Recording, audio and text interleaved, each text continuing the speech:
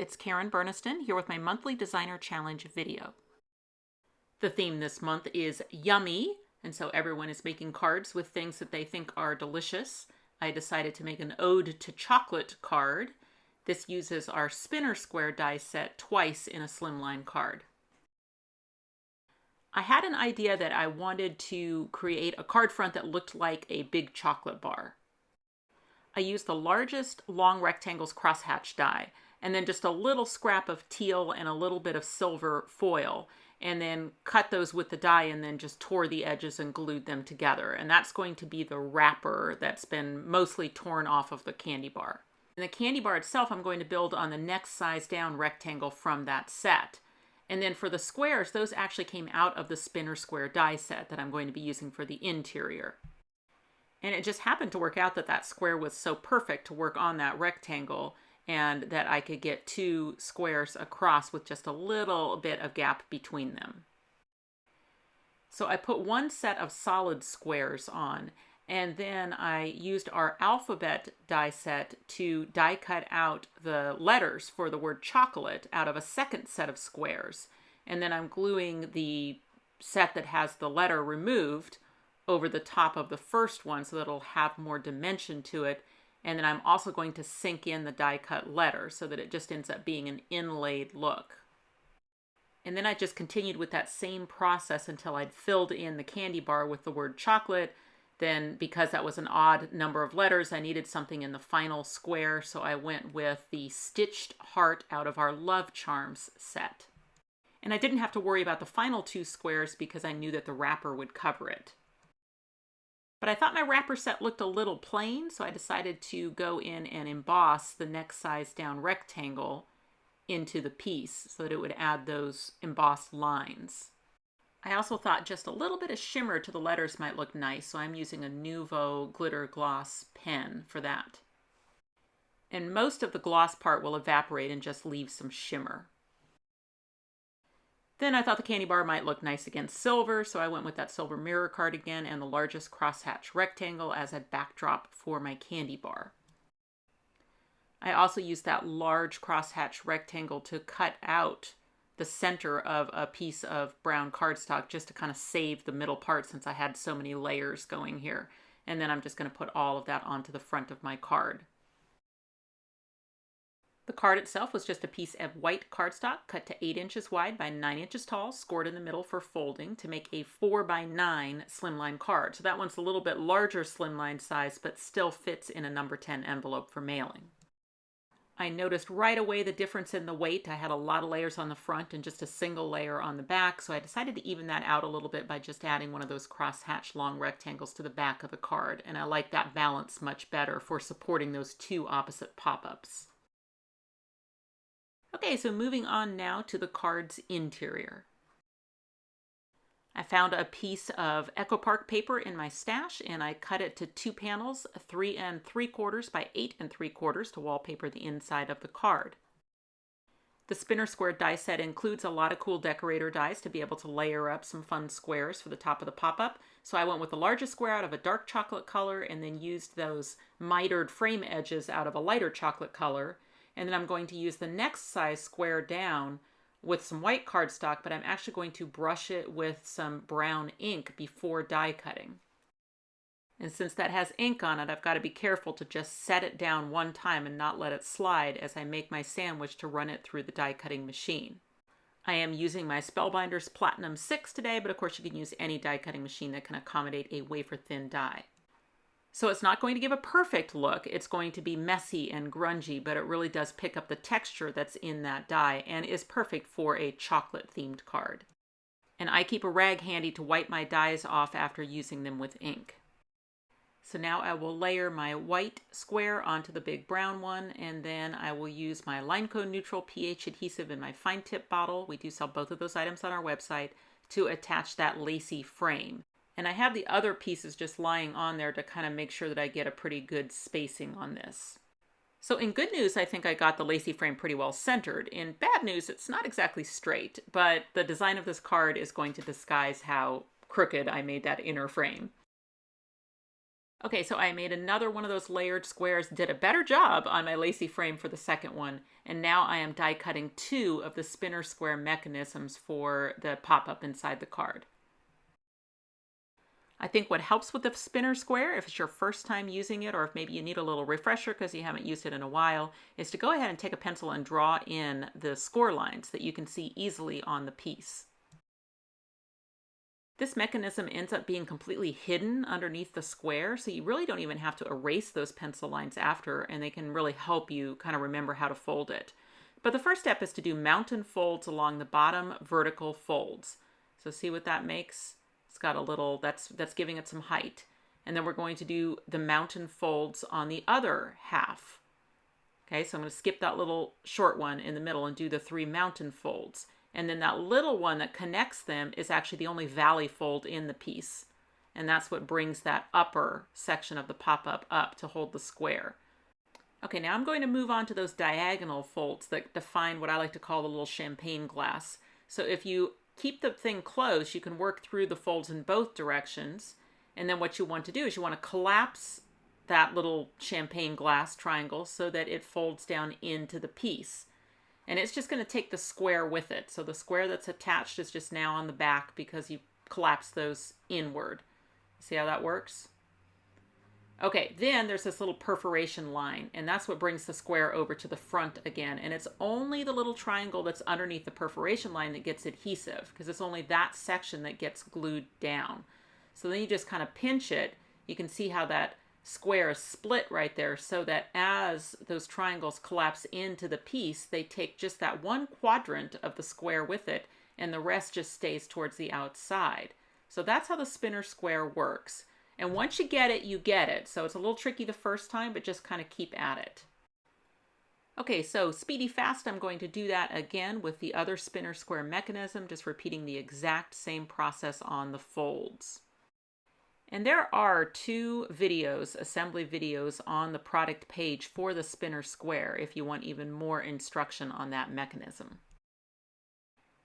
Now, completely optional, but sometimes helpful, is to also mark which of the panels are actually going to glue to the card. So it's the 2 on the left, and then underneath it's the little small tab and then the tapered tab. So there's 4 panels that are actually going to glue to the card. So then I'm going to go ahead and repeat that and mark them on the other piece as well. So tapered tab, tiny panel, and then the 2 ones on the left. Now before I can install this in the card, I want to make sure that on the left side where the X panels are, that they end at the same location. So right now you can see they don't end at the same location because on the upper one I need to engage that little zigzag fold, and that will bring that upper section in a bit so that the ends of the X panels now line up. So to get the ends of the X panels to line up, it's that little zigzag fold. The closed position of the square is where you have a horizontal cut. So you may have to push in to rotate it so that the cut that's in it is horizontal. Okay, so this is the flat position, and this one's going to be the one that I'm going to use on the lower spinner square. And then this one, I'm going to get it into its closed position again. So engaging that little zigzag fold so that the ends of the X panels line up. Over here, I want to make sure that I have that horizontal cut line. Now I'm going to flip this over because this one's going to be the upper spinner square, but I'm actually going to attach it on the left side of the card. So before I start gluing, I'm just kind of looking at it and figuring out if where the squares are going to be is pretty good, you know, that they're not too far apart. And then I'm just going to take a pencil line on either side just to remind myself of where those go. Okay, so I'm going to start by putting adhesive on my X panels, so up on top of the panels. And then what I want to do then is flip that piece over so that I can attach those to the left side of the fold lined up directly in the fold. So if you fold the card down or up a little bit, you know, you've got that little line right there to kind of help you make sure that those both are jammed right down into the fold. Okay, then I'm going to repeat that with the upper spinner. So I'm kind of working on both spinners at one time here. So I'll add my adhesive to my X panels. This time I'm going to flip it over and glue them on the right side of the card. And once again, just lifting the card up a little bit so that I can get the ends of those panels right down into the fold of the card. So now I'm going to add the adhesive to the X panels for the lower spinner square. So adhesive on top, and then I keep everything nice and flat and I close the card against the exposed adhesive. So with glue, you have to give it a little second to set up or reach in and just press against the tab as it opens to kind of hold it in place. You can even press in the open position against those two tabs and make sure that they're really glued down in the right position. Okay, so now the bottom spinner is working and I need to just connect the tabs for the upper spinner. So once again, I'm going to add the adhesive to the two X panels. This time I'm going to hold it down flat on the right side of the card and close the left side against the exposed adhesive. Once again, it's a good idea to be patient while that glue sets up. I rarely am patient, so I'm reaching in and just holding the tab so that it stays down. And once again, I can even press against those in the fully open position to just make sure that they're set. Okay, both of my spinners working wonderfully on opposite sides of the fold. Normally I would use the rectangle die from the set to make the arms that spin, but I wanted longer ones, so I used my trimmer and cut two pieces 1 1/4 by 4. And then as far as attaching these to the spinning squares, you basically have 3 quadrants that you can put adhesive, just not the one where it dives down into the triangle and, spins behind the piece. So the adhesive can basically go in those other 3 quadrants. And then since my card is open right now, then I need to just make sure that when I attach my long arm that it's sticking out in the open position, which would be to the right for this one. And I can just use the edges of that square to align that spinner arm. And then now as I close the card, it will go up to its closed position, which is vertical. Okay, now I repeat that process for the upper spinner, and again the card is open, so I want to make sure that the spinner arm is extended outward from the card, so it's horizontal when the card is open, and then it will spin down to vertical when the card closes. So it's cool that with a Slimline card you have so much real estate that you can put 2 spinners inside and have those long arms coming out. Now, actually, I made these gold coins before I even started my card, but I did film myself making them, so I'm going to show you how I did it. I glued 2 pieces of brown cardstock together so that the coins would be a little thicker. And then I'm using the coin die from our Treasure Charms set.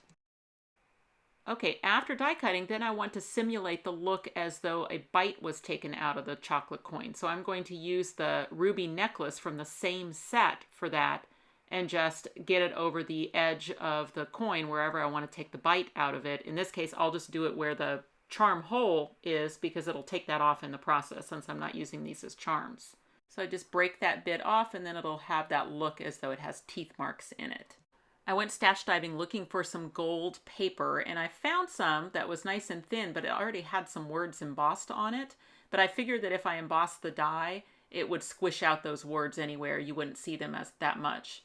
Now, I like to do the embossing step first and then go back through with a sandwich and cut it. And that way it's really easy to set the die back into the grooves from the embossing and just run it back through with a cutting sandwich. And I just really love the look of that coin from the Treasure Charms when you do emboss it. Now, I'm not planning on using this as a charm, so I can cut the hole off of the top. And since this one has a bite out of it, then I want to peel the wrapper back. So I'm just going to kind of tear it and fold it and sort of mimic the look as though someone has dug in to that chocolate. And then I just need to glue my wrapper onto my chocolate. So I just made a mixture of some of the coins having the bite marks out of them and some of them just remaining as full coins. So then I also used a couple of charms from other sets. So I assembled some s'mores from our Camping Charms set. I made a chocolate milkshake using our Fast Food Charms set. And then I made a candy bar using our Love Charms set. And since I wasn't going to be using any of these pieces as actual charms, I went ahead and trimmed off the holes at the top so that they would be standalone elements. And then I'm just making some pleasing groupings on my squares. Okay, as for adding those to the pop-up platforms, it's the upper platform that gets the adhesive. So I'll just add my glue in the upper platform and then press one of my decorator squares to it. Okay, so then once the upper square is on, I just need to repeat the process for the bottom square. So the adhesive goes on the upper platform and I just press the square to it. So a 4x9 slimline is just perfect for that opposite doubled spinner square look, and you can see how generic that is. It really could be any theme. Our big script word dies are easily separated into individual words if you just take your scissors and separate them. So I cut the greeting out of both white and the chocolate brown. I'm using a little ink on the bottom edge of the white one, and then I will layer that just slightly diagonally onto the brown one. I did the same inking and layering on the word sweet, and then I just have to choose a spot on the swing arm that the S stays within the card when the card is closed.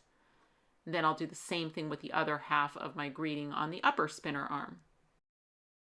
I nested the two biggest rectangles together to make these frames, but of course I hadn't added them to the card before I put the pop-ups in. So my solution was just to take a chunk out on the inner side so that I could put those in and then just weave them under the pop-ups and onto the card.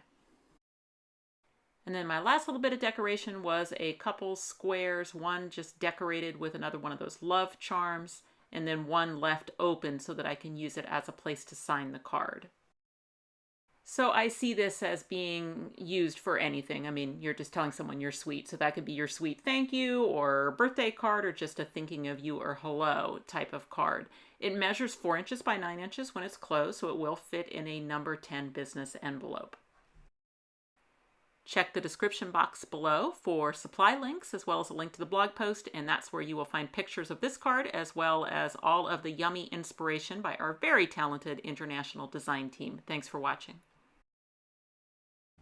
If you click on the website link, you'll go to KarenBurniston.com where you can find out information about purchasing these dies as well as links to all my other social media accounts.